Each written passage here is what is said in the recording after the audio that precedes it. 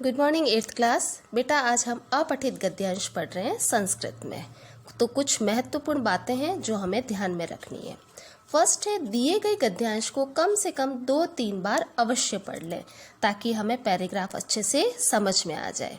Second जो point है, किसी भी शब्द का अर्थ समझ में नहीं आने पर वाक्य को ध्यान से पढ़कर उसका अर्थ लगाने का प्रयत्न करें, क्योंकि संस्कृत में ऐसे काफ़ी शब्द आएंगे जो हमें समझ में नहीं आते। तो सेंटेंस को पढ़ के उसके साथ मैच करके उसका अर्थ निकालने का हम प्रयास करेंगे। और लास्ट थर्ड जो सेंटेंस है, एक पदेन वाले प्रश्नों के उत्तर एक पद में ही लिखे। दे रखा होगा एक पदेन तो वन वर्ड आंसर ही देना है। फिर है, पूर्ण वाक्य वाले प्रश्नों के उत्तर पूरे वाक्य में गद्यांश से ही दें। फिर पूर्ण वाक्य में जो है वो उत्तर हमें गद्यांश में से पूरे सेंटेंस में आंसर लिखना है। और लास्ट जो है इसका, निर्देशानुसार वाले प्रश्न व्याकरण से संबंधित होते हैं। जो निर्देशानुसार लिखा हुआ होता है वो ग्रामेटिकल क्वेश्चन होते हैं। तो उसके जो आंसर है, हमें एक वर्ड देखा और गद्यांश से डायरेक्ट हमें आंसर नहीं लिखना है। इनके आंसर ग्रामेटिकल ही होंगे, इसलिए थोड़ा सा दिमाग लगा के हमें कर्ता, क्रिया, विशेषण, विशेष्य, विभक्ति, वचन, ये सारी चीज़ें ध्यान में रखकर ही इसके हमें आंसर निकालने होंगे। तो इनके जो आंसर है वो पैराग्राफ से नहीं निकलेंगे। ठीक है। उसके बाद है, कुछ क्वेश्चन है जिस टाइप के कैसे आते हैं इसमें क्वेश्चन, वो देखते हैं। फर्स्ट है, कर्तृपद छांटना। कर्तृपद यानी कर्ता छांटना। ठीक है। तो रामः विद्यालयम गच्छति, अत्र कर्तृपदम किम, यहाँ कर्तृपद क्या है। कर्तृपद यानी कर्ता कौन सा है। तो सेंटेंस गच्छति क्रिया है तो कर्ता हमारा रामः हो जाएगा, तो ये हमारा आंसर होगा। सेकंड क्वेश्चन किस टाइप का आता है, सर्वनाम पदम छांटना। हमें सर्वनाम छांटना है। जैसे सेंटेंस आता है, सह विद्यालयम गच्छति, वह विद्यालय जाता है। तो अत्र सर्वनाम पदम किम, यहाँ सर्वनाम क्या है, तो आंसर है सह। सह यानी वह। थर्ड क्वेश्चन है, विभक्ति और वचन छांटना। हमें विभक्ति और वचन बताने हैं। जैसे एग्जाम्पल दे रखा है, रामस्य मित्र मोहनः अस्ति, राम का मित्र मोहन है। रामस्य, अत्र का विभक्ति, किम वचनम च। रामस्य शब्द दे रखा है, अब इसमें आपको बताना है कि इसमें कौन सी विभक्ति और वचन है। तो आंसर इसका होगा षष्ठी विभक्ति एक वचन। फोर्थ टाइप का जो क्वेश्चन होता है, क्रियापदम छांटना। हमें क्रियापद बताना है। जैसे रामः विद्यालयम गच्छति, इसमें क्रिया कौन सी है, तो क्रिया गच्छति हमारी क्रिया और रामः हमारा कर्ता होता है। और फिफ्थ नंबर पे आता है, लकार और पुरुष छांटना।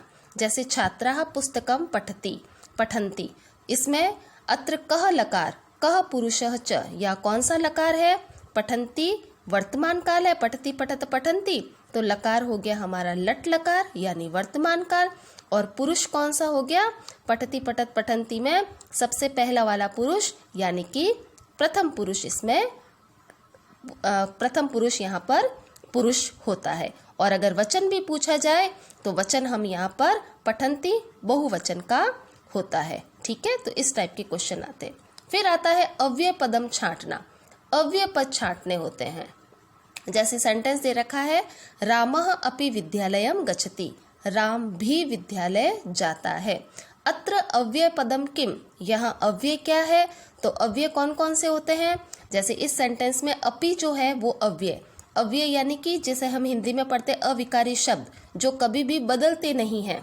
हमने लास्ट क्लास 7th में भी हमने पढ़े थे, अपि, च, न, विना, ऊपरी, अधः, है ना, अंदर, बाहर, अद्य, श्वः, यह, ये सारे अव्यय होते, आज, कल, है ना। तो ये सारे अव्यय हमें छांटने हैं। फिर आता है विशेषण और विशेष्य छांटना। जैसे हरितः वृक्षः, यहाँ विशेषण क्या है, हरितः यानी हरा, वृक्ष यानी वृक्ष, हरा वृक्ष। वृक्ष कैसा, हरा, तो वृक्ष की विशेषता बता रहा है हरितः, तो हरितः हो गया विशेषण और वृक्ष हो गया विशेष्य।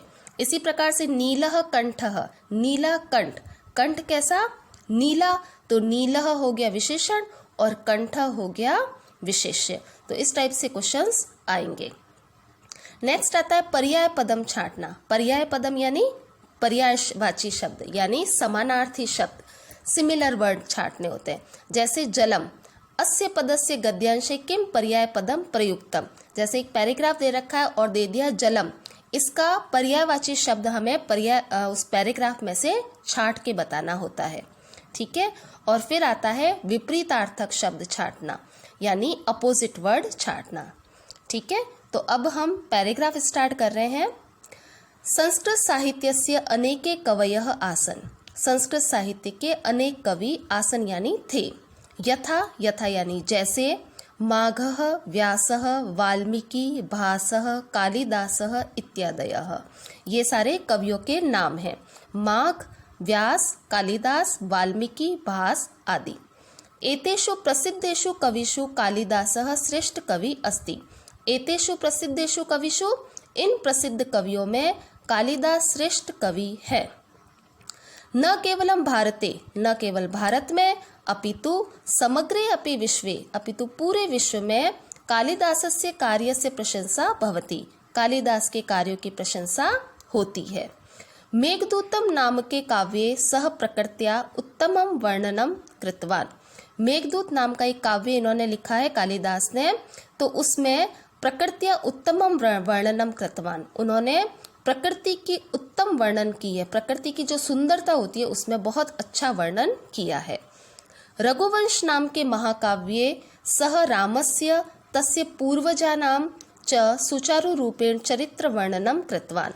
एक महाकाव्य भी लिखा है जिसका नाम है रघुवंश, तो इस महाकाव्य में उन्होंने राम के और उनके पूर्वजों का भी चरित्र वर्णन बहुत ही सुंदर तरीके से किया है।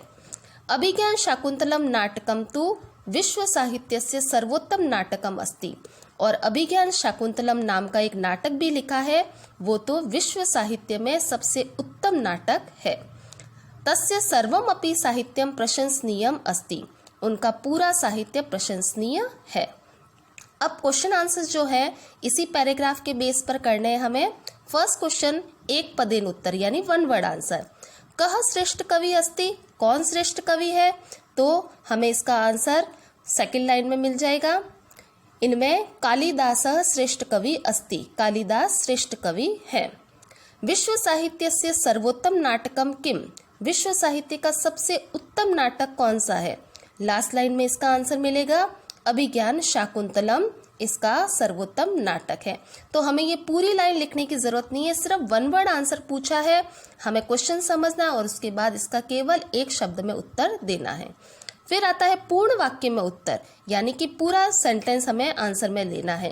क्वेश्चन है संस्कृत साहित्य से प्रख्याता कवयः के, संस्कृत साहित्य के सबसे प्रसिद्ध कवि कौन है, तो आंसर है फर्स्ट लाइन में इसके आंसर मिलेगा संस्कृत साहित्य के अनेक कवयः आसन, जैसे माघः, व्यासः, वाल्मीकि, भासः, कालिदासः इत्यादयः। ठीक है, अब आता है निर्देशानुसार उत्तर देना, यानी कि ग्रामेटिकल क्वेश्चन है। फर्स्ट, आसन इति क्रिया पदस्य कर्तृपदम किम। आसन जो दे रखा है क्रिया, उसका कर्ता कौन सा है, कर्तृपदम यानी कर्ता कौन सा है, तो हमें पहले उसका सेंटेंस ढूंढना पड़ेगा पैराग्राफ में। फर्स्ट लाइन में ही दे रखा है संस्कृत साहित्यस्य अनेके कवयः आसन, आसन आ गया। अब इसमें हमें इस सेंटेंस में से कर्ता देखना है। कर्ता का एक और नियम होता है कि कर्ता हमेशा प्रथमा विभक्ति में ही चलता है। तो फर्स्ट वर्ड जो दे रखा है संस्कृत साहित्यस्य, षष्ठी विभक्ति है तो षष्ठी कर्ता में नहीं आएगा, तो ऑटोमेटिक कट हो गया। फिर बचता है अनेके कवयः, अनेक कवि, ठीक है, तो कर्ता हो गया कवयः। सेकंड है प्रसिद्धेषु कविषु इत्यत्र किम विशेषण पदम अस्ति। प्रसिद्ध कवियों में यहाँ विशेषण क्या है, तो विशेषण जो विशेषता बता रहा है कवि कैसे प्रसिद्ध, तो विशेष्य हो गया कविषु और विशेषण हो गया प्रसिद्धेषु। नेक्स्ट है सह इति सर्वनाम संज्ञा पदम किम। सह, इसका संज्ञा बताना है, किसके लिए लगा है ये सह, तो थर्ड लाइन में दे रखा है सह रामस्य, उन्होंने राम के और उनके बारे में लिखा था, तो उन्होंने किन्होंने, कालिदास ने, तो सह किसके लिए लगा है, कालिदास के लिए। एंड लास्ट है तस्य सर्वम अपि, ये वाला सेंटेंस हमें ढूंढना और उसका अव्यय पद निकालना है, तो ये वाला सेंटेंस हमें मिलेगा तस्य सर्वम अपि लास्ट वाली लाइन में, तो इसमें सर्वम अपि, अपि जो है वो हो गया हमारा अव्यय। ठीक है।